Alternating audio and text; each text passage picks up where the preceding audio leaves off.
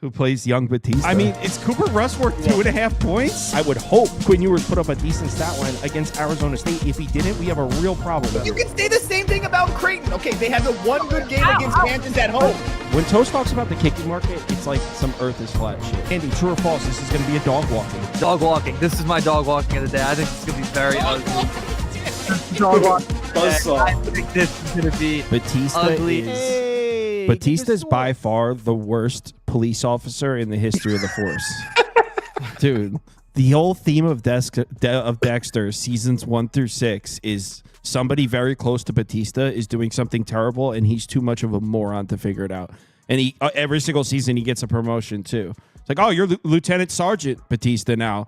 He's like, who's promoting this fucking guy? He's the worst cop ever. Well, I mean, Hank from Breaking Bad is also pretty pitiful. Nah, Hank's the one that caught Heisenberg, though. It only took him 25 years. Yep. Okay, if Hank's a bad police officer for not catching Heisenberg, then everyone's a bad police officer because nobody caught him until Hank. I'll defend Hank, but if you're a fan of Sergeant Batista from Dexter, just you don't understand good police work. Plain and simple. You don't know cop? You don't know cop. They do have Patrick Dempsey, Christian Slater, and it is who plays Batista. Confirmed. James Martinez. I don't know who that is, but he looks just like him in the show as a young. Toast was trying to pitch me and Prop Beaver the new Dexter before we went live. That's what we're talking about. Okay. Yes, you did. You were like, it's better than the original new Dexter. You said it was a must watch. Yeah. Okay. Yes, I will agree with you that I wasn't like pitching it. Like it sounded like a pitch. You watched the first two. I assumed that you had been watching this one. It's pretty decent. Law and Order is greater than Dexter. Shipley, get help, bro. I was gonna say, I think that's Shipley, dude. I don't know if that's a joke or not. Well, no, Law and Order SVU, great show if you're watching like with your girlfriend. Yeah, if you're a dude and they're watching, I'm not saying I've never binge watched SVU episodes. I'll come out and say it. I'm not proud of it, but I have. But yeah. Anyway, want to talk about sports betting? Yeah, let's do that. Providence on the road at Villanova. We're gonna get kind of a speed round here for Toast. He has to go coach hockey. And we're going to get right into the NBA. So we're going to rip through college basketball in probably about 10 minutes. So go ahead, Providence Nova. It's Villanova or pass for me. I would love to get here with Providence, but like I said last night, with this team without Bryce Hopkins, and I know that he's only played like 3 games all year, so I don't expect him really to come back at all and do anything. But without Bryce Hopkins, they've just been an absolute shell of themselves.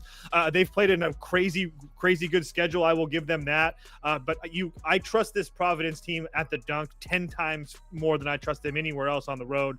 And the fact that they have just played a road game against Creighton and they got absolutely smashed in that game leads me to believe that they're probably going to get smashed by this Villanova team that obviously looked really bad as soon as November was done, they were done looking bad. They started actually winning games. Sorry, I butchered that. But regardless, away loss to Creighton and then 3 away losses to another 2 losses to St. John's and Xavier. I really think that they probably put forth a better effort here tonight. So Villanova, one of the best free throw shooting teams in the country. Providence, one of the worst free throw shooting teams in the country. Both teams can rebound. That's usually where Providence makes their money, is that they can out-rebound you. They're not going to be able to do that against Villanova. So I'm just not in a spot where I want to lay multiple possessions with this Villanova team yet, but at the same time, there's no way for me to get to Providence. I'm not tailing this one. I think you're crazy laying 9 points. Villanova looked really bad in the game I watched them, so no, not tailing this. I'm guessing Providence must be hot trash for them to be catching 9 from Villanova. Very hot trash. So, I mean, but we saw it last night, like a team like Minnesota. I mean, things can happen. I will say that I don't think that Minnesota or Michigan is as volatile as Villanova. But again, I didn't bet Villanova, but it's the only way I'd look. Let's go to the next one. Our friend Vanden Bosch has a... Vanden Bosch is in here? Yeah, he had a Dixon threes ladder, 3+, and then he also had it to 5+ because he's hit 3+ his last 13 to 17 games. So Eric Dixon, 3+ threes for Vanden Bosch. Yeah. He's Villanova's best player and one of the best players in the country. It's hands down. So Vanden Bosch, let us know when you're going to be on the college experience. I'll hop in the comments and support for sure. Send me a DM. Let me know what days you're going on. But next up, we got Indiana, Ohio State. And I know Indiana must be in bad shape. How do I know that? Because Tinker came on and submitted his pick of the show. If you don't know who Tinker is, he's always in the comments. You probably know him from the Discord. Solid dude. Always fun to gamble with. Diehard Indiana fan. And I mean diehard. His pick for this game is Ohio State -7.5. If Tinker's fading Indiana, there must be seriously wrong with the Hoosiers for Tinker to be laying 7.5 points to his guys. I mean, I would agree that they're kind of in bad shape. I mean, losing Malik Renault, I mean, really hurts them. But now he's been out for, I don't know, 4 or 5 games now. And after he went out, they rattled off a couple wins, and there was like this idea out there that they were going to be maybe a better team without him. Since then, they lost 85-60 on the road to Iowa, and then they came back home and lost 94-69 against Illinois. I will say that obviously Ohio State isn't anywhere near those two type of teams, but at the same time, Ohio State has been playing some really, really solid competition so far this year, and they've actually played a much harder schedule, not much, but pretty significant harder schedule than Indiana has. I mean, their last 4 games, they got an easy one against Minnesota, and they kind of fumbled that game, but they ended up winning it. But they also have Kentucky, Indiana State, Michigan State, Oregon, and Wisconsin. I mean, so everybody besides obviously Indiana State and Minnesota are very, very strong top 25 teams at minimum, depending on where you have Oregon. So the one thing that everybody keeps on saying that the Ohio State shooting is going to continue to come around or will come around. They've shot the 3-point ball really well, not as much the last couple of games. Maybe that was the teams that they played. I don't know. But I will say Indiana is really bad. I agree with everybody that thinks that, but they do have a significant height advantage here. So if Ohio State comes out even like just mediocre tonight, they're going to they should lose the rebounding battle pretty significantly. Indiana is one of the best rebounding teams in the country. And when you have a team that's a top 10 team in height in Indiana facing a bottom third of the country team in height, I think they're 240 or 250 in Ohio State. I have a hard time believing they're going to get a lot of rebounds tonight. So also both teams shoot free throws at a pretty decent rate as well. So I lean Indiana, but there's no way in hell I do it. I can't lay points with Ohio State. That's just how I am. Like I'm not at a point. If this was 2.5, then sure, maybe. But 6.5, 7 points that you're going to have to cover with Ohio State. I just got to see it before I believe it. I guess that's all. Yeah, unfortunately, my pick machine there is registering Indiana as the Pacers colors. I will fix that. So the people on Indiana in the chat, Wags is taking the points, and he even said, let's shock the world. Went with Indiana. And the other one is TWD. He says, take the +8. Don't be an idiot. No, always nice at TWD. Here's the thing, though, is that I agree with that. Like, there's in my head, I feel like Indiana, this game's going to be close all the way out, and I'm going to be watching it, and I'm going to be like, damn, I can't believe I didn't take the points. Because Indiana does play at a much faster pace, too, so maybe they can get out and get some easy buckets on transition, because Ohio State has played really good defense. But, this Indiana team continues to disappoint in new ways, so I just don't want to deal with it. He doesn't want to deal with it, he says. Next up, let's move on. And is Georgetown next? Put up a Blue Demons +9.5 graphic for me, please. No one believes in the Blue Demons here. Everyone's just, let's lay 9.5 with Georgetown. That's cool. This is a Blue Demon spot. I'm down to bet this one, honestly. And everyone's gonna hate it. You're about to see everyone in the poll click Georgetown. You're about to hear Toast say, "Well, I guess Georgetown or pass," something like that. It's a Blue Demon spot. Okay. First of all, if anybody can help me, excuse me, if anybody in the comments can help me if we have a better status on Jaden Epps so far, because I do think that he's pretty big. I'll search Twitter. I think that he's a significant player in this game, especially for Georgetown, if you're going to be laying the points with them. So I think he's missed like 2 or 3 games, and then he's played the last 2 games, but it's been like minimal minutes, and he hasn't really looked the same. So if he's not there or he doesn't look the same, like I can see maybe that DePaul finally starts to play a little bit better. DePaul, as we all know, like DePaul likes to shoot a whole bunch of threes, and they against Villanova and UConn, they looked pretty damn bad, only shooting 25%. Loyola Maryland, excuse me, same type of thing. But they've been shooting about 30% over against Marquette and Xavier. So if they can come in here and shoot against this Georgetown team that I would assume that Georgetown's going to let them shoot the 3-ball a lot. That's what Georgetown kind of does. Georgetown is a team that kind of packs the paint, slows the game down as much as they possibly can, and uses their height to their advantage. And I mean, Georgetown is one of the better rebounding teams in the country as well. So for me, it's just a question of, can DePaul hit shots on the road? DePaul 36 in the country, shooting almost 38% from deep as a team. So if DePaul can shoot the ball tonight against a Georgetown team that's probably going to let them, they're probably going to be in this game. Like I said last night, I love Georgetown. They've been really, really good to me. But at the same time, we're usually getting Georgetown at like -1 or a pick 'em. We're getting points. This is a little bit different animal. Hold on. Vanderbosch says Epps is not playing. I have a buddy connected inside the program, and he told me no Sorber or Epps. Yeah, it's definitely DePaul then. Let's go. Let's bet this. Okay, let's bet the Blue Demons. If Schwarber's not playing too, if that's true, that's two of Georgetown's best players for sure. Schwarber's a freshman, and I'm almost positive. And neither one of those guys have looked good the last few games. But regardless, if you take them out, now you're looking at PV Mac and Fiddler, I call him. I know that's how you pronounce his name. But besides that, I mean, who are you really worried about Georgetown? And what's Fiddler going to do? Give you freaking 6 points instead of 4? I mean, if that's the case, it's definitely DePaul for me. I just bet the Blue Demons plus 9.5. Not to mention the fact that, keep in mind, again, they play in the Big East, so you're going to see a lot of really good competition. But since January 1st, DePaul has played UConn at home, Villanova on the road, Seton Hall on the road, Xavier at home, Marquette at home. So I mean, that's a 1, 2, 3, 4, 5 game schedule that, I mean, most teams in the country are going to lose 4 out of those 5 games most likely. So they ended up losing that Seton Hall game in overtime. If they don't lose that game, they don't nearly that. I mean, they're still 1-6. But regardless, I mean, I just think it looks a little bit better. But yeah. So the poll actually came in on DePaul, but someone said it in the comments. Someone said, "Kyle, you don't realize your influence. All because you said that the poll will be heavy DePaul." And DePaul did win the poll. Last night we did a midnight show, and it was all Georgetown. So I guess my little Blue Demon rally speech just sold some people over onto the Blue Demon side. The DePaul's not a good basketball team, guys. We're catching 9.5 from Georgetown, who's not even a good basketball team. But this is the time. Okay. Blue Demons. I didn't say that Georgetown wasn't a good, guys. Just want to make that clear. And for our next trick, Toast walks into a trap and takes a very square public dog. Go ahead, Toast. Iowa, UCLA. I did not bet them yet, so just everybody needs to chill out. You said you wanted to.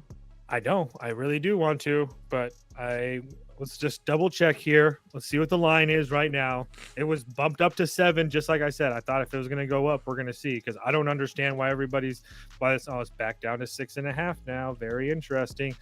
The only way I could look is Iowa. Again, I get there's a lot of speculation as far as UCLA that they've played a really tough schedule, and some of them have been on the road, and now they're finally back home, and all this good things, and they have a whole bunch of shooting luck coming their way. These guys can't continue to shoot 25 or 20% from deep. It's all going to come back to life when they're back home. But like, when is anybody in the last 10 years been worried about going to Pauley Pavilion? Like, I don't understand it. And you have an Iowa team that just put up 89 points against USC, who USC hasn't like in the eyes of the nation isn't really good right now. But at the same time, over the last month, USC is playing like a top 15 defensive rating. I mean, they're playing much better basketball. Keep in mind, they're also plus 2.5 tomorrow for all you guys. But regardless, I mean, look at what UCLA has had to do. They had to travel up to Oregon. They had to go travel to Arizona. Then they got a home game. Then they had to travel all the way back to the East Coast to play North Carolina in New York. Then they had to travel all the way back across the country again to play Gonzaga at home. Then they had to travel to Nebraska. Then they travel all the way back home to play Michigan. Then they travel all the way across the country again to play Maryland and Rutgers. And now they travel all the way back across the country to play this Iowa team who's been sitting on the West Coast. And yes, if you want to play UCLA, in my opinion, you play their team total, because because if that's what you worry about. But I think this UCLA team might be dead in the water. And I said last night that if it's very possible that this is going to be the last game that we get with this UCLA team, but the market doesn't know what to do with. I think this is like their last type of chance. So it doesn't make any sense to me. Maybe an over as well, but I just have a hard time believing that this UCLA team is just overnight or over a flight across the country is magically going to get it together defensively.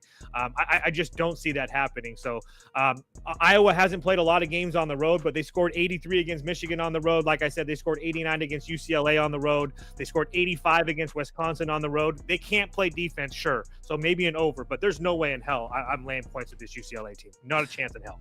Someone said before when we were talking about the last game, he says, "Where the fuck is DePaul? Who cares? I'll tail." All right, next game. We got two left. Funny. Chris just joined the chat. We're getting to NBA in a second. Two more games. Toast, I believe, is on Boise in this one. This one is pretty simple for me. I just don't think that I think that New Mexico is extremely overrated right now. I said that going into that Nevada game that I didn't really know what to think of them. That was a really big game. That was like the 1,000th game of the pit. So they ended up winning that game in overtime on a lucky tip in. And then they go to Wyoming. They look like crap in the first half against Wyoming. They have a big second half. And then they come home, play San Diego State. It's a big game. San Diego State kind of lays an egg, in my opinion. They win that game going away. And then they go on the road to San Diego State, and now they face this Boise State team that's not only been tested, but they've been tested on the road. They played Utah State really close, a 2-point game. You saw Utah State take a loss last night against UNLV, but that's just going to happen in college basketball. Utah State's a very, very good basketball team. They beat this San Diego or San Jose State team on the road that this New Mexico team just lost to. They played San Francisco pretty close at the beginning of the year. So they played Wyoming very well. They beat Wyoming by double digits on the road. So I don't really worry about this Boise State team playing on the road. And the thing that I like about Boise State is that they're going to be able to slow this game down to a crawl. These two teams know each other very well. There's a lot of bad blood. There's been issues in the tunnel when Boise State's waiting to go out on the floor in the last couple of years. If you're a college basketball fan, I'm sure you've heard about it. But New Mexico, one of those teams that likes to play very fast and likes to use their height to their advantage. They're not going to be able to do that against Boise State. Boise State's too sound offensively. They're going to be able to slow this game down. And if they're going to be able to do that and they're going to force New Mexico State to run their offense in the half court, I think that's going to be really, really bad for them because New Mexico can't shoot threes. They're one of the worst free throw shooting teams in the country. Boise State, one of the best free throw shooting teams in the country. Talking top 25 for Boise State, bottom 300s for New Mexico. And Boise State doesn't foul. They're one of the best teams in the country and not putting teams on the line. So there's no buckets for New Mexico to come easy in unless they get them in transition, which I don't think they're going to be able to do much. There's going to be no easy buckets for this New Mexico offense. So, and if they're going to be using Donovan Dent and Nelly Jr. Joseph to try to do shit in the mid-range, like that's just not going to work against this Boise State defense. I think the Boise State offense is head and shoulders better than New Mexico, and I think that the Boise State defense, with the way that they play and slow the game down, is very comparable to the New Mexico defense. New Mexico's defense is what's been holding them. I don't think they're going to be able to do that against Boise State. So I made Boise State -2. I think Boise State wins this game. Last game, and then we'll do some NBA. Let's talk some Joe's ball. Yeah. St. Joe's. I know Toast is on St. Joe's because he said it last night. Yeah. One game that the line moved against me. You can get St. Joe's +3.5 now. I got them +2.5. But I just maybe I'm wrong here, but I don't really trust this VCU team. They haven't played a very good schedule at all. Not that St. Joseph's has played some crazy good schedule, but they've played a little bit better of a schedule from them, and they've been playing much better at home. And I think that they've faced a decent level of competition, especially over the last 2 weeks, playing teams like St. Louis and Duquesne, who's really well right now, and Loyola Chicago. I think that bodes well with them against VCU. I feel like VCU is just really, really overrated. I think they've played well against some really good teams, and you look at the teams that are supposedly good on their schedule that they've played: Seton Hall, Nevada, Miami. I mean, all those teams are really not that good at basketball. Again, I'm not trying to make a case that St. Joe's is crazy good, but I do think that St. Joe's matches up with them really, really well. And for VCU, if you can stop Bassamil, or however you say that kid's name, you can pretty much stop their whole offense. And I think that between Reynolds and that Xavier Brown or Zaire Brown kid, that's really starting to come over his own the last few games after being hurt, after missing a few games. I think that St. Joe's makes this game pretty close. So I think St. Joe's wins this game. Personally, I don't really like the line move against me, but again, I talk about it all the time. VCU can't shoot the 3-ball and they can't shoot free throws. One of the worst free throw shooting teams in the country. They really rely a lot on that kid. And if they can shut him down, it's going to be really hard for them to score points. And I think that St. Joe's can really score points on this VCU defense that I think's a little bit overrated considering the teams that they have played. So we'll see what happens. Like I said, the line moved against me, but I don't really care. All right. Vandenbosch is on St. Joe's with you, by the way. And now let's talk some NBA. Tosco coach hockey or whatever it is you have to do. That's more important than work. Disney on Ice, front row seats. Have a good night. Disney on Ice. All right. Let's talk some real ball, please. Enough of this kids ball. All right. NBA. Don't like this first game. I have a bet in it, but I don't like it. I wouldn't recommend you bet it. I took the Magic at a terrible number. I thought that we had a good shot of getting Suggs or Patatse back for Orlando. Then they were both ruled out, and this line moved against me. So I can tell you straight up, I am not laying points with Boston right now. I'm not going to try to play chicken here, trying to put my money and try to guess when the Celtics offense is finally going to show up. They've been one of the worst offensive teams in the NBA in the last handful of games. One of the worst three-point shooting teams in the NBA. Now, we know that that's not going to last forever.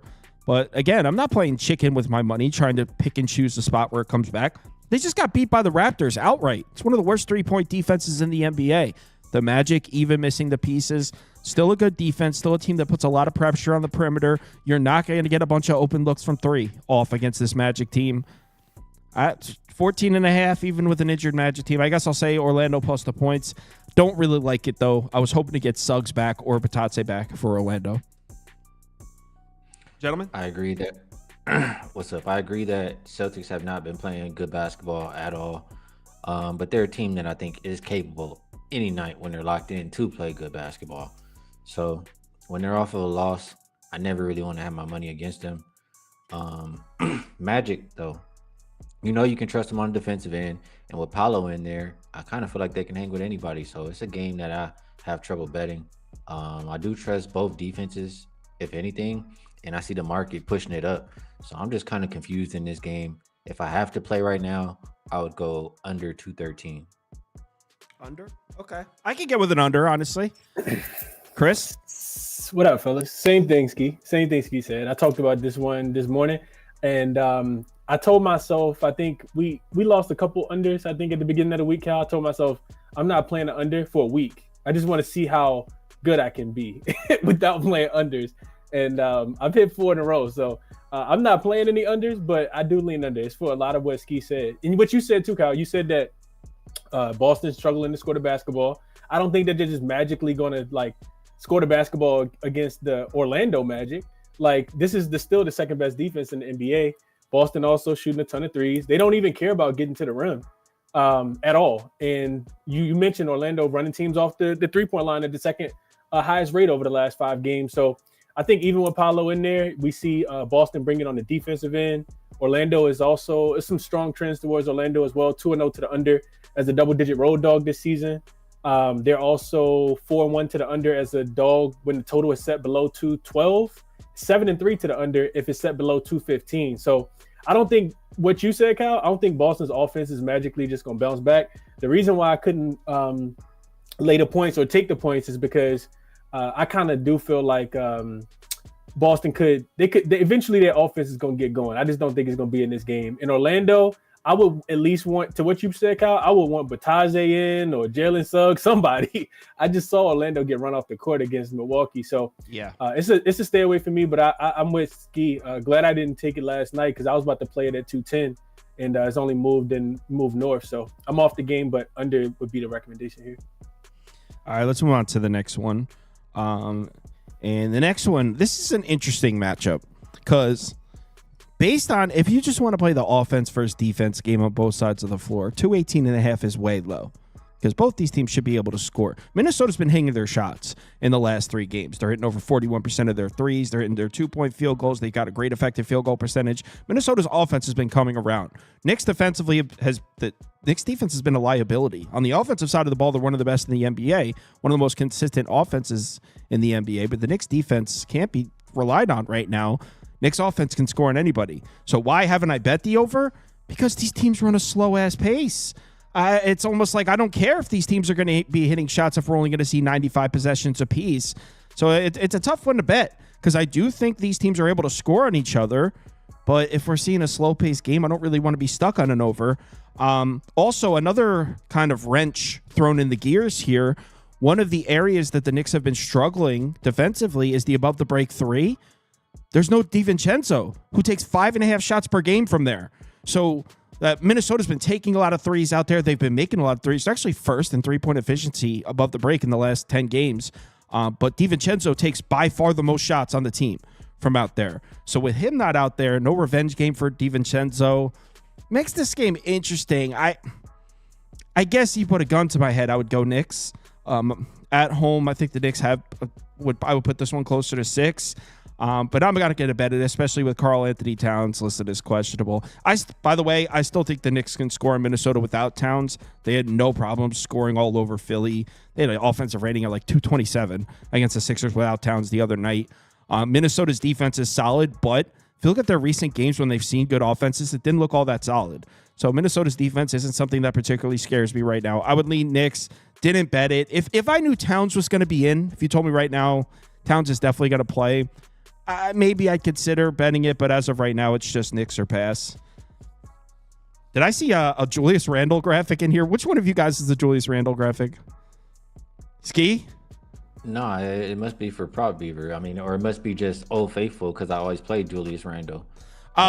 Maybe you gave it out as a lean. I think, yeah, okay. Go ahead, Ski. But, I mean, I would say I can't talk you off of Julius Randle today. I'd probably include, I usually say rebounds and assists, but I'd include the points just because, I mean, it is his old team. If you watch the last game, I mean, he came out aggressive and they're giving him the ball. He scored the first 2 or 3 baskets for them in that last matchup versus the Knicks. And I've seen it versus the Lakers. He comes to play when he plays his old teams. So Julius Randle, PRA, can't talk anybody off of that. Towns, he's been balling lately. I know he has that bone chip, I think, in his hand. So it just, I don't know. That makes me not want to bet guys when I hear stuff like that. But it's him versus his old team too, even though he's been balling. I do like the over, Kyle. And I hear you about the pace. It's not a pace that you want to see for the Knicks, but think about this. And it just reminds me of like the old, maybe not the Nuggets this year because they're playing faster, but the Nuggets in previous years. They play slow, but the offense is just so efficient that it continue to go over. You look at even with the pace, the last 5 games for the Knicks, they've cleared this number 4 straight. So I don't think we have to worry about that too much. I don't like missing DiVincenzo. I think that's a good point. But Minnesota's games have been clearing this 3 in a row as well. I think it's a little bit too low for, one of these games where you have players that are motivated, that they want to score. So over 219 is the way I'm looking in this game. I completely agree. I believe in the YouTube video I uploaded last night, I said Knicks are over. So I'm in complete agreement. You can actually put over up as a second pick for me because I do think the over is a good look. Man, if it wasn't for the pace, I would definitely be on this over. I'm just a little worried about that. Chris, what are your thoughts? Very, very similar to what you guys said.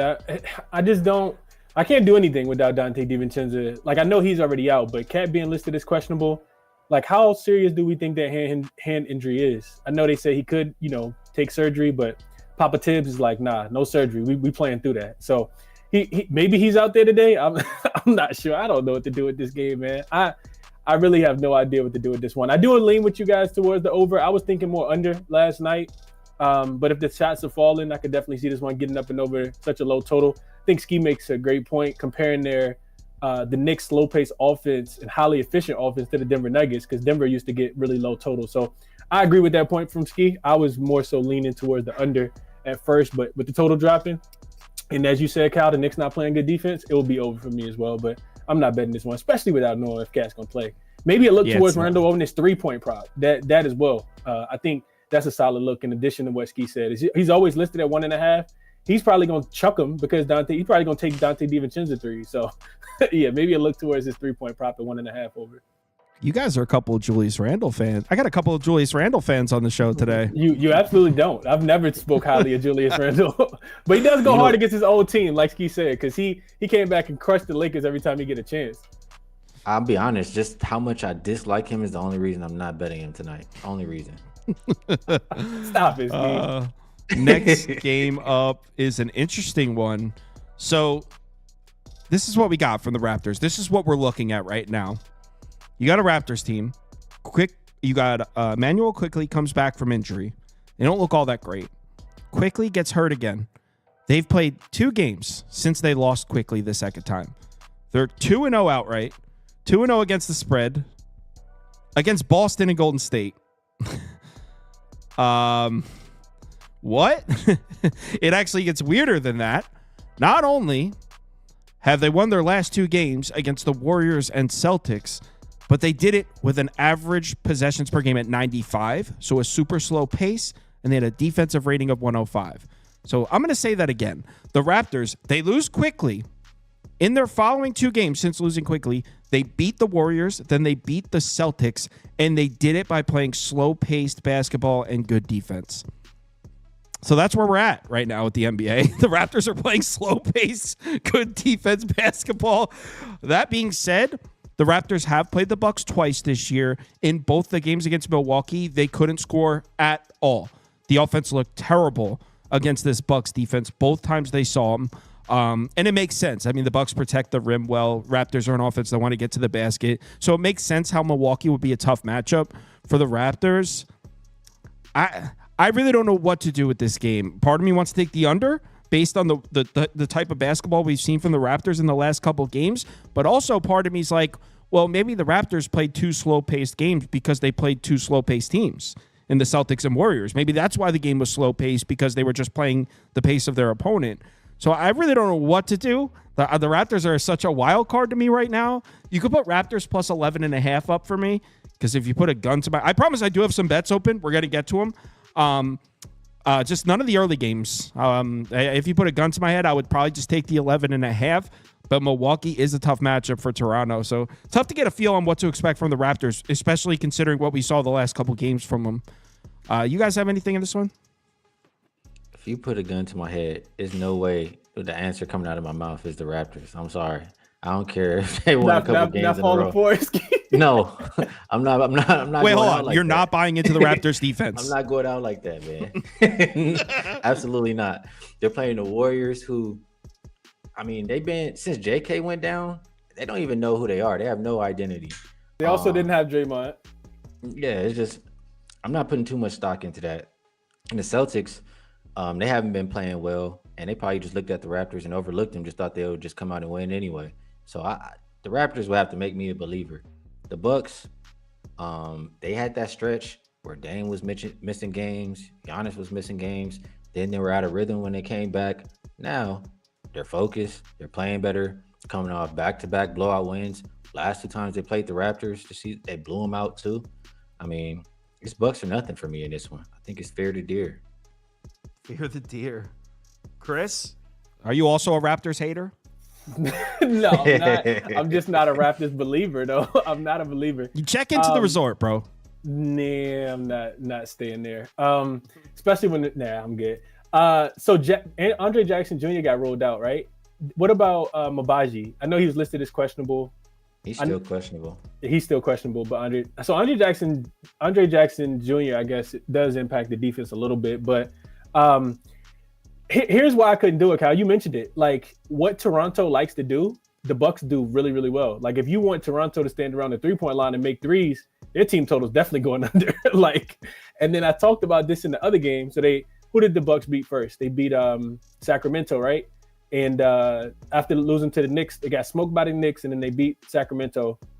And then after that Sacramento game, you hear Giannis and Dame talk about in the locker room, like playing with that just playing consistently at a really high level, which is something that they had been doing, had not been doing. So it's a big number, but I do think that they kind of bring it here. I would be looking at Giannis triple-double. I think he had one the last time that they played. He's going to drive, get downhill, be able to kick out to the 3-point shooter. So I don't really want to play the side because it is a lot of points, and eventually Milwaukee is going to let up off the gas a little bit, not cover one of these big numbers at the crib. In my opinion, I just don't want it to be the game that I bet on them. So I didn't play this one either. And to your point, I got some open bets too. It's just not in these first couple games. So those are my thought processes. I don't know. I couldn't get there with this one. I got something from Rod in the comments. He said, in Doc Rivers coached games, when the total is 230 or above, he's 19-4 to the under. So Doc Rivers, when the total is 230 or above, 19-4 to the under. I was leaning towards the under. It would be Raps and under for me. Let's move on to the next one. I couldn't even, I'm gonna be honest, I didn't even hear, you don't have to repeat yourself. I didn't even hear the numbers. Once I heard the query and Doc Rivers, I just laughing uncontrollably. Let's do a Doc Rivers deep dive. All right, next up. Still not getting into the games I like. We'll get there. Jazz Pelicans. What an interesting situation we're in here with the Jazz. So you look at the Jazz injury report. It's a crime scene, right? It's an absolute crime scene. Everyone's out. That being said, that's not new. The Jazz have been playing with these pieces out. I mean, it's not new. Since Jordan Clarkson got hurt 7 games ago, the Jazz are 6-1 against the number. 6-1 against the spread. So since Jordan Clarkson got hurt, if you've been blindly betting the Jazz, you're counting up right now. You're doing pretty well. In the last couple weeks, the Jazz have played 2 games without both Jordan Clarkson and Lauri Markkanen. They're 2-1 straight up, 2-1 against the spread in those games. These guys, I mean, you got Bryce Sensagoat out there. Sensabaugh can play. Tried telling you guys, like Sensabaugh's over. Now, Colin Sexton is back, which is going to severely cut into Sensabaugh's usage in this game. So I know we all had fun hitting the Sensabaugh overs a couple nights back. I don't expect them to see the same type of volume, but these young players on the Jazz are hungry for minutes, and they're playing pretty well. I'll say that. Are we really going to lay double digits with the Pelicans? Come on, let's be real. You want to know? Do you want to know how? Ski, I want you to take a guess. How many games do you think the Pelicans have won this year by double digits? If you had to take a guess, 1, 3, 2 of them. Hold on, ready? 3. 1 was the first game of the season. The other 2 were both against the Wizards. We're going to lay 11 with the Pelicans against a Jazz team that's 6-1 against the spread in their last 7. Pelicans are playing better basketball. No question. I think they're 6-2 against the spread in their last 8. No question. New Orleans has turned a corner. No question for the rest of the season. We might have to look at New Orleans a little differently. But 11 and a half, I think this has gotten a little crazy, right? Hey, man, you didn't say anything I can disagree with. Kyle gave you way more than you need on this Utah-New Orleans game. So I'm going to save everybody's time. Yeah. Chris? This is one of the ones that I actually bet.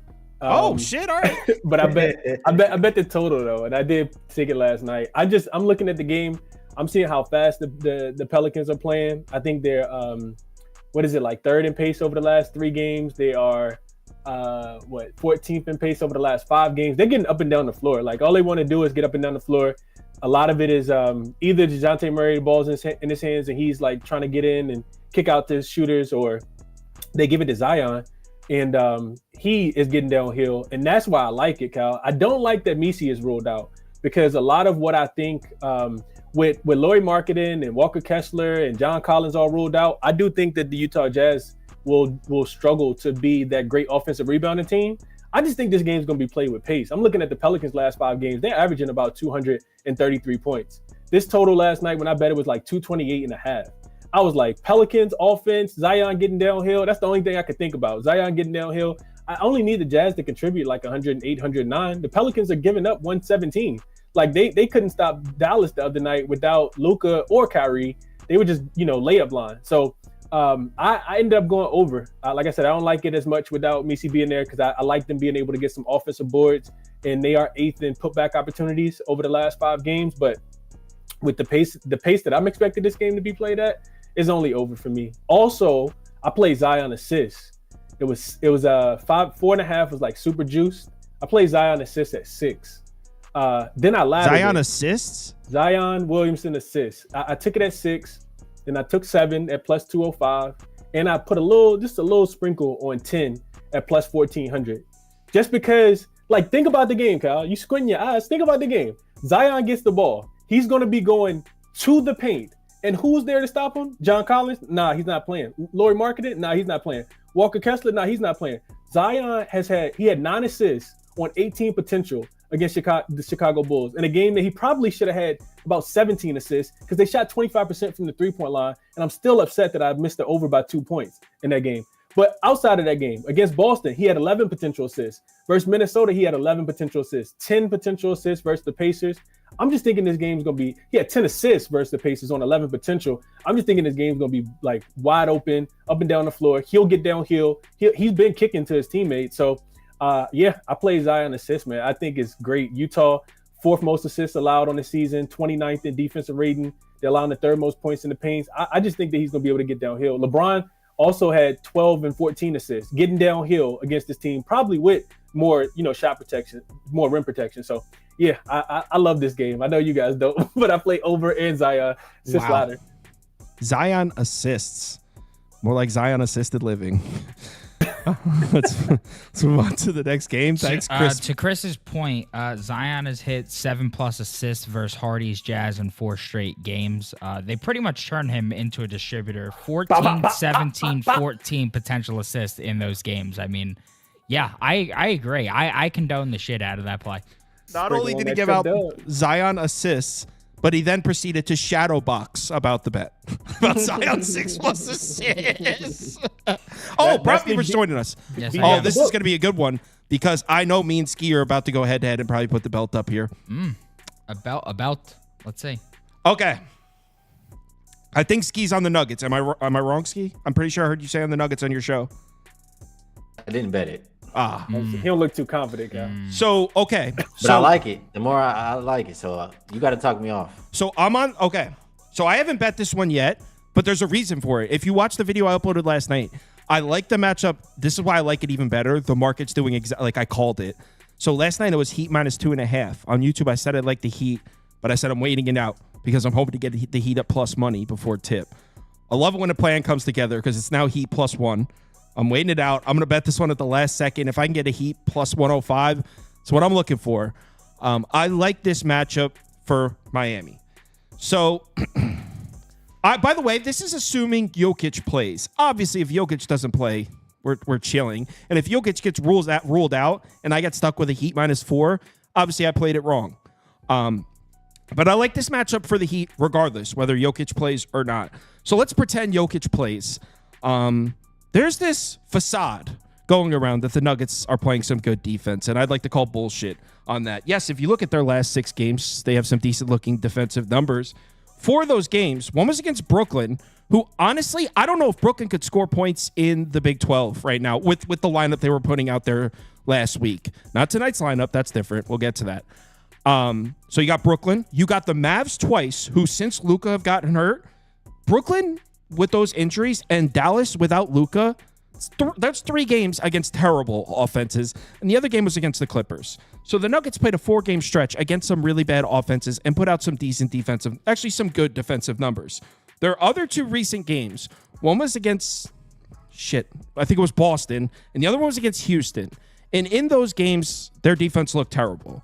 So I think the Nuggets' recent defensive numbers looking good are a bit of a facade. They played a very fortunate stretch of schedule. Now, you might be saying, Kyle, who gives a shit because the Heat offense is trash? Completely get it. I like making fun of the Heat as much as the next guy. S-Dot's like a personal rival of mine. So here's the thing. Jimmy Butler, say what you want about him, but the numbers are pretty clear.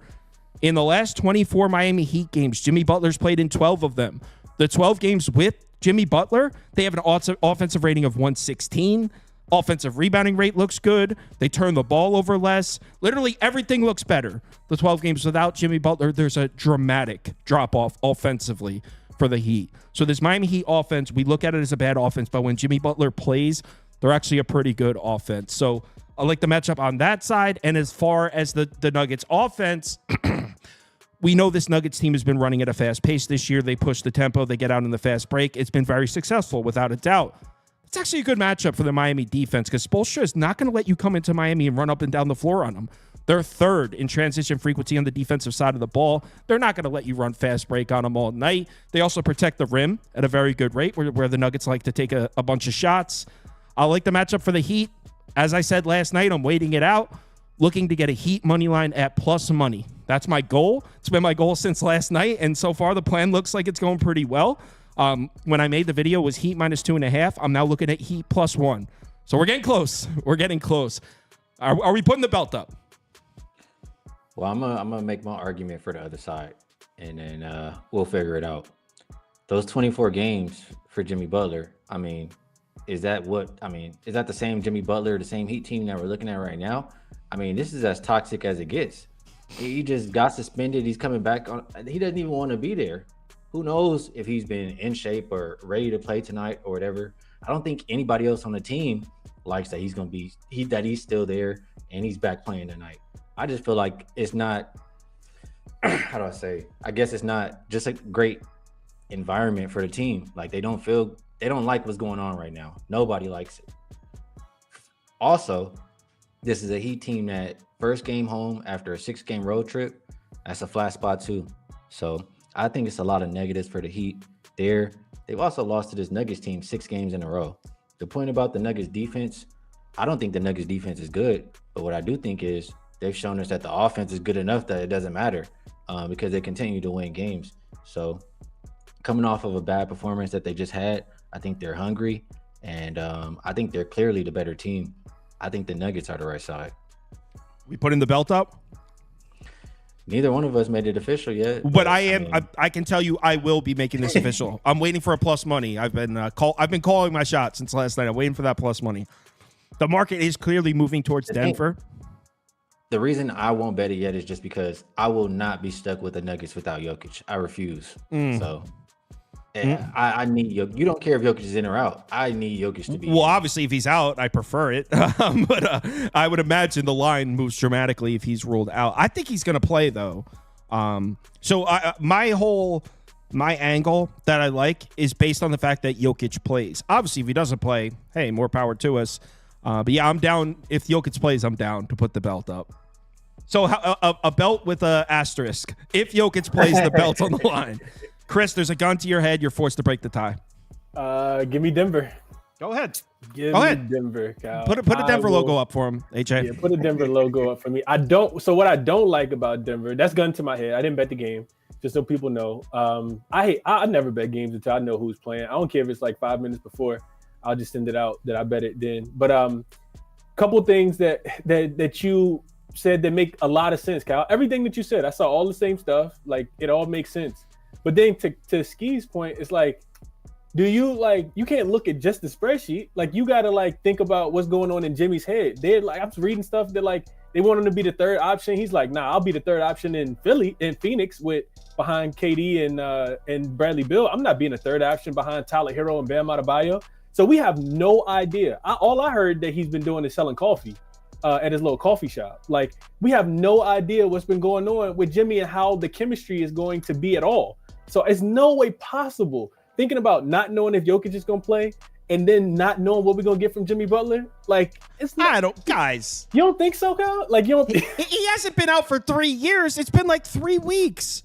He just went on 2 playoff runs with these guys. And it was 7 games out of there. Yeah, it was 7 I don't know. games. That Kyle. Sounds like some Real Housewives of Miami type shit. I'm not doing this reality TV shit. Jimmy Butler knows how to play with this team. He's played with them for multiple years. So you don't worry about conditioning or nothing, Kyle. Like he's a professional. He's probably got a personal trainer that lives in the back house of his home. That's true. I can. And the last time I saw Jimmy Butler on the court, he was taking one-legged shots. Not to mention, put yourself in the mindset of someone who's putting themselves out there, dissing their team, asking for a trade, right? The first thing you're going to think is, I better be ready. If they give me what I want, I better be ready to go out there. If they trade me to a Phoenix, better be ready. Like, do we really think Jimmy Butler's the type of dude he's just smoking weed the last 3 weeks? Like, no, he's a professional athlete. He's ready, and he's good to go. I'm doubling down on the Heat now. Okay. This Real Housewives type shit. I'm a prop beaver. Back me up. I for one think there is somebody happy to see Jimmy Butler back, and his name is Bam Adebayo here. I mean, he's coming off 3 straight unders, and this dude is so much better when Jimmy Butler's in the lineup. I mean, he's been kind of shit in the bed without Jimmy. If you look With Jimmy Butler at home, he's over his last 8 to 10 contests, averaging 18.5 points per game.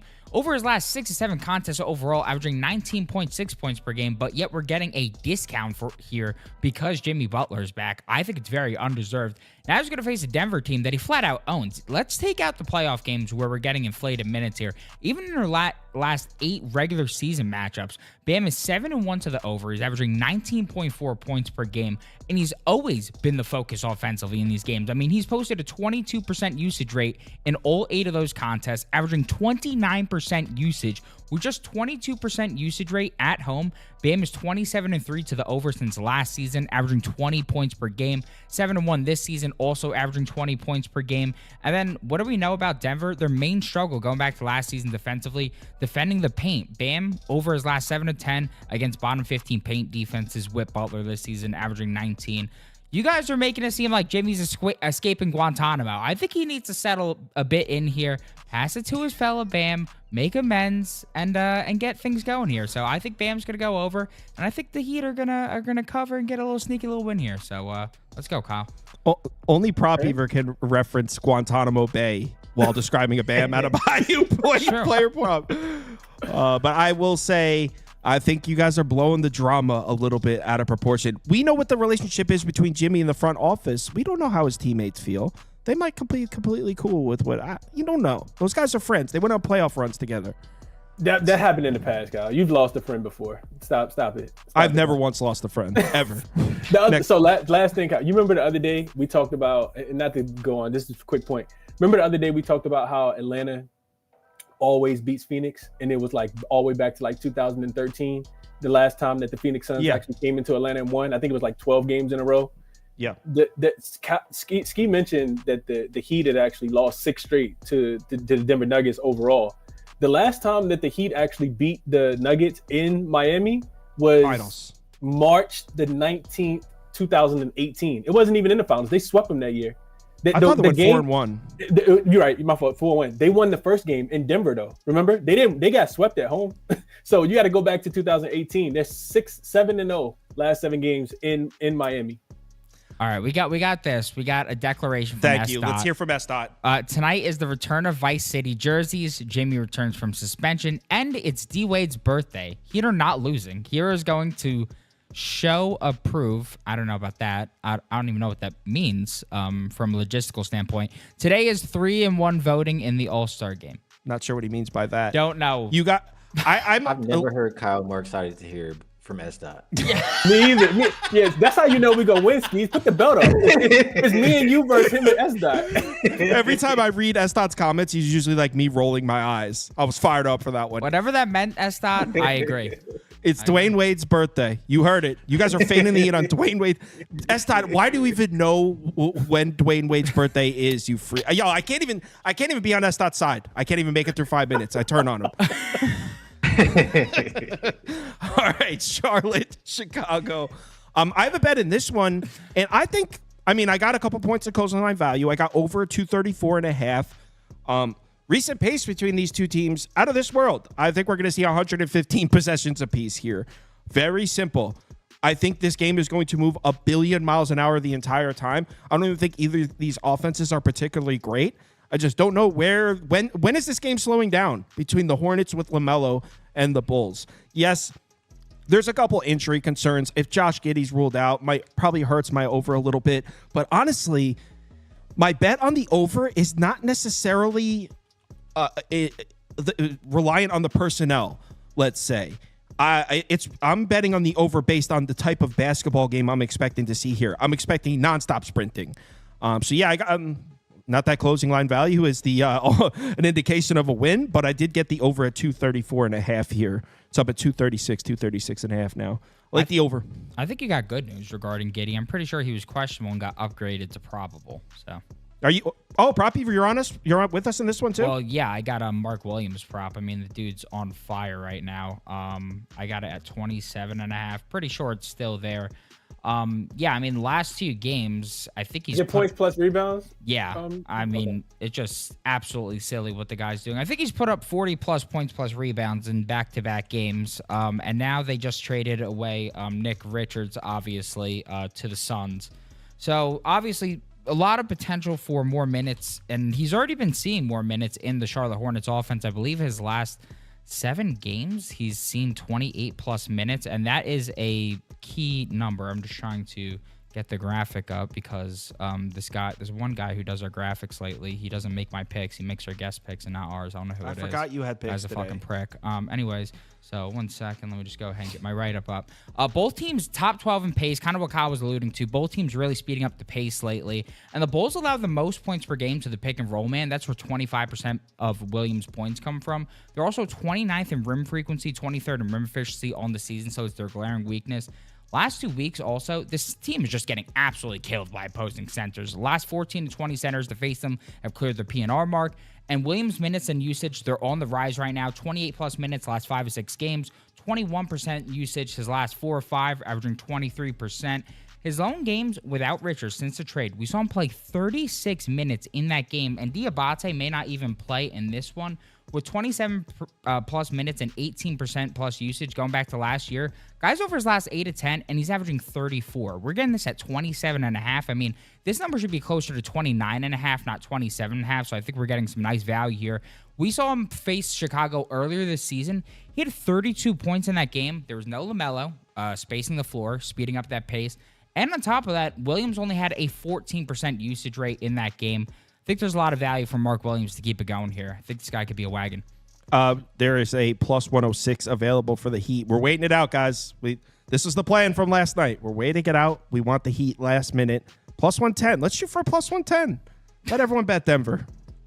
But anyway, what are you guys' thoughts on this one? You guys like my over at all? Or Yeah, this game is the second one that I don't really have strong feelings about. The next 2 games I'm willing to play. But this one I'm just gonna watch. I just personally, I like Prop Beaver's play because he's been balling. He has great opportunity right now, especially like you said with the trade. But I just want to see LaMelo versus Lonzo personally. So nothing for me. I saw Mark Williams make a play in the last game. I forget which game it was, but he like snatched an offensive rebound and then dunked it on somebody, and it was nice to see because he's been dealing with so many injuries the last couple of years. So it looks like he's got his spark back.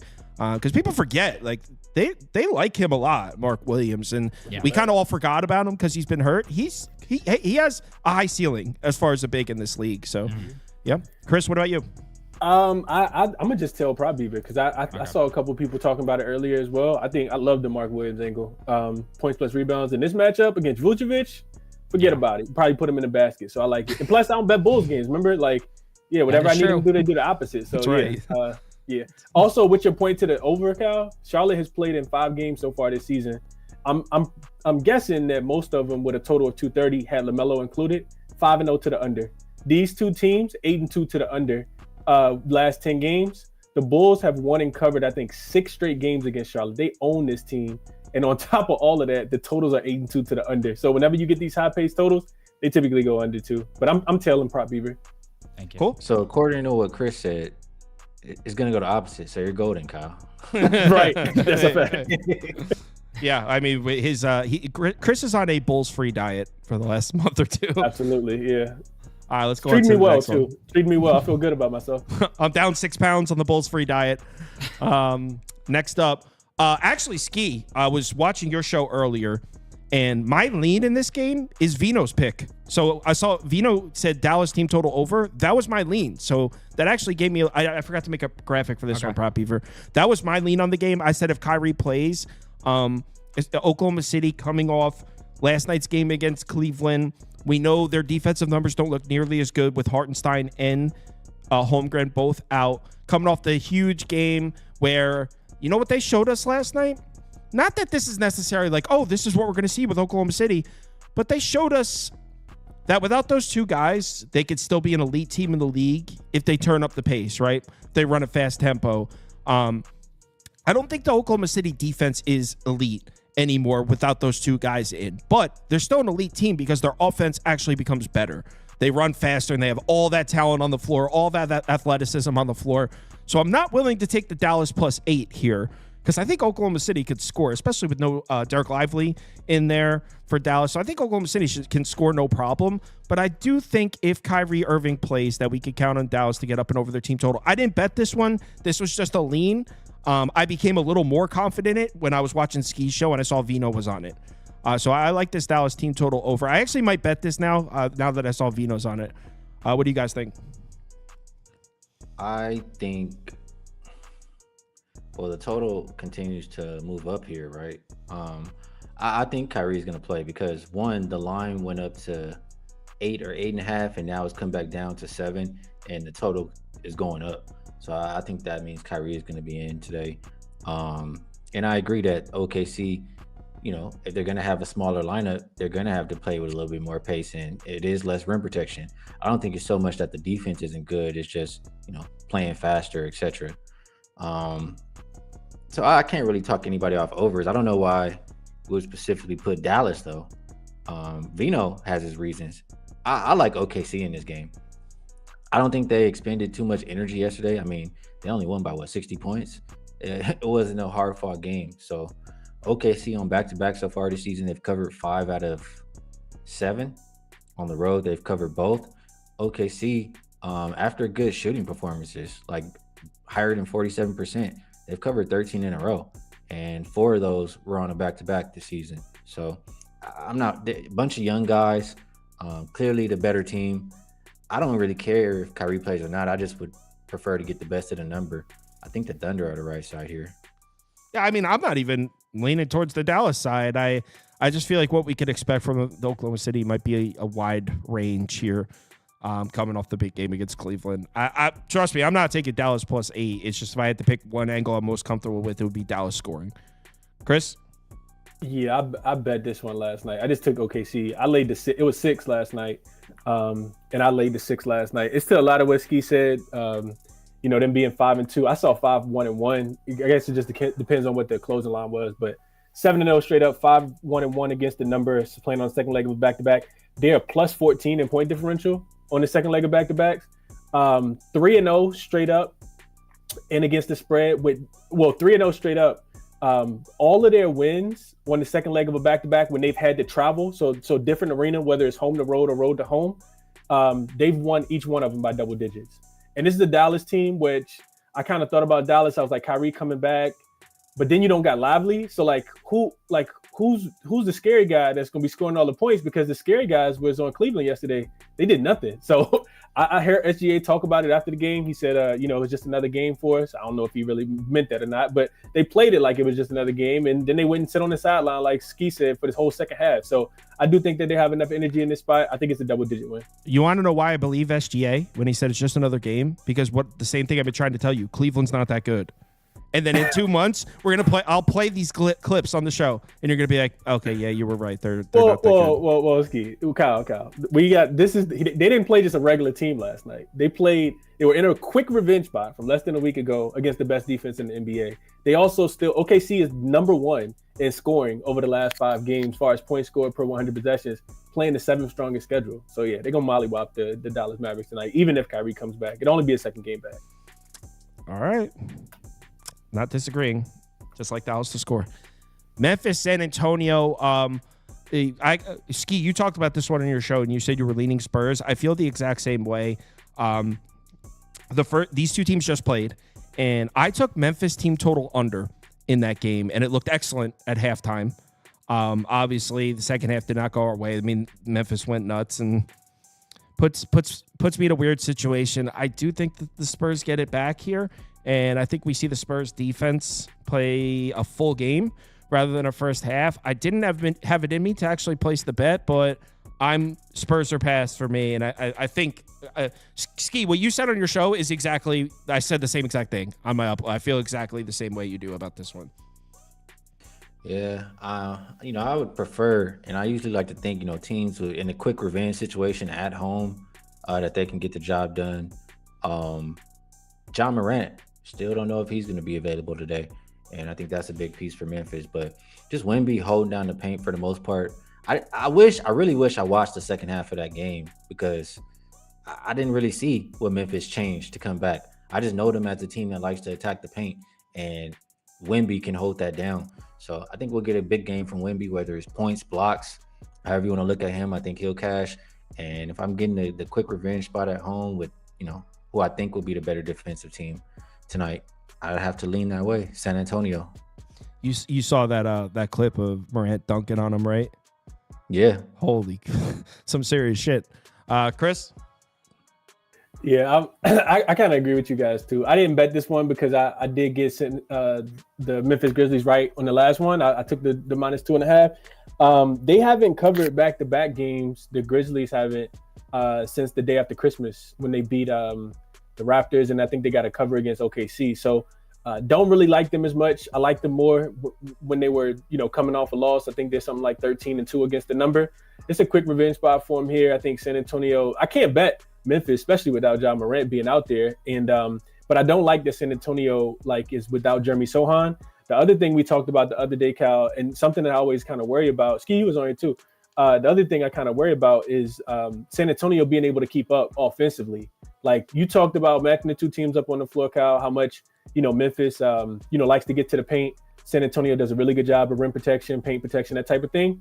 But San Antonio with these high totals, I think it was something like 3 and 7 straight up and against the number when the total was higher than 3, like 235, I think it was. That's something that kind of scares me a little bit because I always think of San Antonio as more of a defensive team and a team that struggles to get to like 120, 122. And that's what you're going to need in order to beat Memphis, in my opinion. So Memphis is going to play fast. They have a bunch of scorers, especially if John Morant plays. So I stayed on the sideline. It's too close of a call for me here. So I stayed off. Last game up. I did something fucked up in this game. Put the belt up. What do you got? I'm messing with you. I play over. You're on the Lakers? Fuck no. Me on the Lakers? I'm on a Laker and Bull diet, Kyle. That's why I feel so good. Don't I look fresh? Look at my skin. He's a Lakers free and a Bulls free diet. Brooklyn up, right? Plus 11.5. I'd be lying if I said I didn't have a few dollars on a Nets money line ticket. I do. Nets plus 11.5 and Nets money line. I mean, what are we doing? 11.5 with the Lakers. Is this just an overreaction to the last game we saw? You got to keep in mind that the Nets team that just got beat by 175 points or whatever the fuck it was, that's not the Nets team that's playing in this game. I mean, Ben Simmons, D'Angelo Russell. Look, by no means am I going to give you a sales pitch here for the Nets, but it's a completely different team we're going to see out there tonight than the one we saw the other night against the Clippers. So, yeah, D'Angelo Russell in a revenge spot. Cam Johnson might be back for this game. This number's just crazy. So I bet the Nets. I bet the Nets money line. Social media is going to be buzzing if I hit this one, man. People are going to be making fun of LeBron for a week if they lose this game. It does remind me of a game last year. I actually want to look it up because I took the Nets money line as a big underdog against the Lakers last year and hit. I'm going to go find the day. Yep, it was Friday. Wow, you ready for this?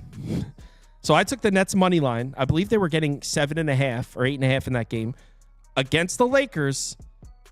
It was in LA Friday night, January 19th last year. So almost a year ago to the day when I hit on Brooklyn money line as a big underdog on the road in LA against the Lakers. Maybe let's make it an annual thing, guys. Nets up. I do think the Nets will play really hard in this game. We know one person's going to play really hard in this game. And the books know it too, because they being some cowards. They don't want to release the D-Lo props. He's going to go hard and go after this Lakers team tonight. So from that aspect, I can understand it. I do want to just throw it out there that I did bet the Lakers last game and they covered, just so everybody knows. Okay. For this game, I like the over. And really it's just like, we know, like you said, and like we've talked about on here before, the Nets without D'Lo and without, a couple guys, it's going to look a lot different than with. So combination of that, the motivation to just play his old team, and the Lakers, they are missing Dorian Finney-Smith on defense. That's the guy they went to go trade, go help him out, get some stops, et cetera, et cetera. So I just see this really as an over game, 217. I considered Nets team total over as well, so I'm in agreement. Chris, come on. Nets up. Yeah, if I played it, Cal, I would be on the I think they just dropped. I see 4.5 assists for D'Lo on DraftKings right now at minus 140. His points dropped open since we were on. Yeah, it's 14.5 right now. He is really about to go nuclear against us. Good luck to Austin Reeves today. I see a 12.5 on FanDuel right now. Should I bet it? 12.5 on his points? Yeah. I mean, why wouldn't you? Why like that? That's 12.5. Oh, wait, 12.5 points? That's what it says on DraftKings right here. That's it. 12.5 on Draft. It's a minus 125 though.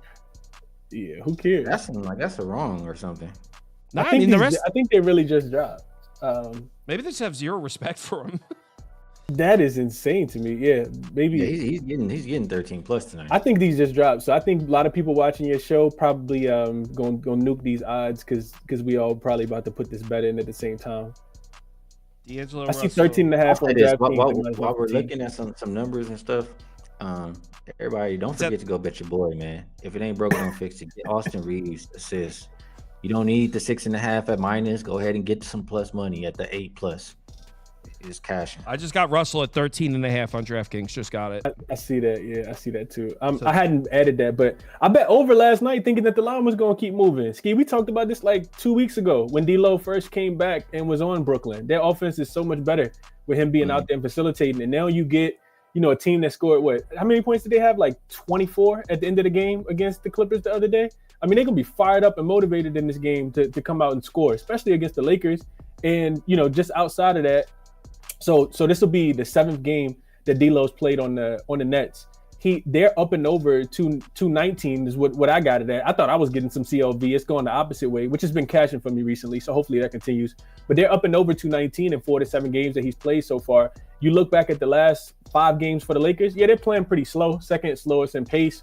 However, they like to get out and run. The Lakers love to get out and run. And I think that they're 5th in transition frequency last 5 games. They're scoring 21st as far as efficiency in transition, but Brooklyn gives it up. The worst transition defense in the NBA, 26th in transition defensive efficiency as well. So I'm thinking the Lakers going to get up and down the floor. You mentioned Dorian Finney-Smith not being there, Ski. That's less defense. And, Lakers don't have that many great defenders anyway. So I thought the over I was like, why is this going under? I get it. It's last game I think it's 4th game in 6 nights for Brooklyn, but they've been one of those teams that have been fluctuating their players. Like the good players that we need, like a Cam Johnson, who's listed as questionable, and D'Lo that's off the injury report, didn't play in that last game. So I don't think the 4th game in 6 nights hurts him that much either. I bet over at 219 like an idiot and could have got a 217. So yeah, and I'm playing D'Lo too. Oh yeah, I just bet Russell. All right, let's run the community parlay song. Community parlay, the parlay we bet, yeah. Community parlay is for the community. We come unite, making a parlay. Yeah. All right, I'll get the polls up. While I'm doing that, you guys want to tell the fine folks where they can find your stuff? Yeah, all my stuff you can find at Ski Profit. And also Sunday night through Thursday night, Ronald Kabang and I do a show on Wager Talk called Ahead of the Spread. So if you want to get some early looks at the next day's games, come check us out over there. Yep. That show starts right after our midnight stream. So for those of you that watch our midnight show, you can just switch right over to there. It starts like almost directly after it. Chris? Yeah. Same thing over on YouTube at Crispy Cap'n, 2 P's, 2 N's. I do a morning show, butt crack of dawn, about 7:30 a.m. Eastern Standard Time. So, if you waking up to take that morning piss or something, you want to turn something on before you go back to sleep, just, come on through, man. We love to have you over there in the Crispy Cap'n community. Appreciate you having me on, Cal. Best of luck tonight, fellas. Yep. I'll feel a lot better when the Heat get this win. Someone said in the comments, the Heat are now at plus 108. We're almost there. We're slow playing it, guys. It's so opposite of what you did the other day, Cal, when you bragged about 3 minutes about getting some CLV on the play, and now you're going the opposite way. I think that was Pacers, right? It was Pacers you got at the money line yesterday. Yeah, I mean, see, the part of being a sniper is sometimes you fire the shot, sometimes you wait in the weeds and you wait for the shot. So right now we're waiting in the weeds right now. Whole show becoming a Call of Duty episode. I like it. Yeah. I like it. So right now we're sitting there in the tall grass, camoed out. Yeah, in the tall grass. In the tall grass. We're waiting for that plus 115. So it looks like the Knicks money line. Yeah. You know what? Put Knicks and Celtics in. Prop Beaver, because they both got a lot of votes. So then we'll do. You guys voted for the Nuggets, so I'll put the Nuggets in, even though I think they're gonna lose. Bulls money line, Thunder. You guys definitely like the Thunder. A lot of people voted for the Thunder. Cast your votes. What's the third leg of this community parlay?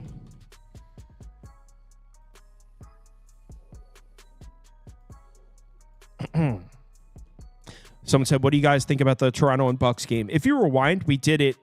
If you just rewind back, we went through that game. This one's Thunder money line by a mile. Everyone likes Oklahoma City. Then so for this last poll, we'll do Bucks money line, Nuggets money line. Who else got votes? Spurs money line, and then we'll put Nets money line. You guys voted for the Nets. So go ahead. What's the last leg of the community parlay? Cast your votes. Hey, real quick, Ski, you can you bet on Unraveled out there? The league starts tonight. I have not seen it. No, I ain't seen anything in Virginia for it either. But they've been talking about it in the Discord. Some states got it available, some states don't. But I'm super excited to watch that. I'm gonna be tuned in tonight and see how that goes. What is that? That's the women's league, the like the WNBA, kind of like WNBA, but it's a 3-on-3 league that Brianna Stewart and Nafisha Collier started. And that's cool. it debuts tonight, I think, on like TNT. So yeah, it's kind of trying to make it a big CC thing. in it? Who is it? CC? Caitlin Clark? Nah, she's not playing. Oh, she's not playing. Community parlay, Knicks money line. Why wouldn't they get her in it? She didn't want to play in it. Of course, they would want to have her. Everybody would want to have her, but she didn't want to play. Her, Asia Wilson, neither one of them playing. But there's a lot of like big time names though, like a lot of big time names. We got the Knicks money line, the Celtics money line, the Thunder money line, the Bucks money line, plus 159 for 4 legs. Disgusting, guys. Yeah, but that's what you voted for. Everyone, thanks for watching. Everyone have a good night. Please remember to bet responsibly. I got an NFL video coming for Saturday's games. Give me about, me and Proppy, we're probably going to need about 3 hours to finish that. So check back tonight. I'll put the, I don't know if you guys looked at the NFL games. Man, some sharp lines. Not a ton of value on these games at the current numbers. Ski, are you going Lamar or Allen? Real quick before you guys leave, Lamar or Josh? I like Josh Allen. I have a personal bet with a friend on the money line, but my official bet is a teaser. Chiefs 1.5, Bills 7.5. I like that. I thought I was the only one leaning towards Buffalo. Everyone likes Baltimore. Ski. We're on Bills Island. I'll take it. Y'all like Washington too, right? Hey man, Yeah. I'm gonna catch you.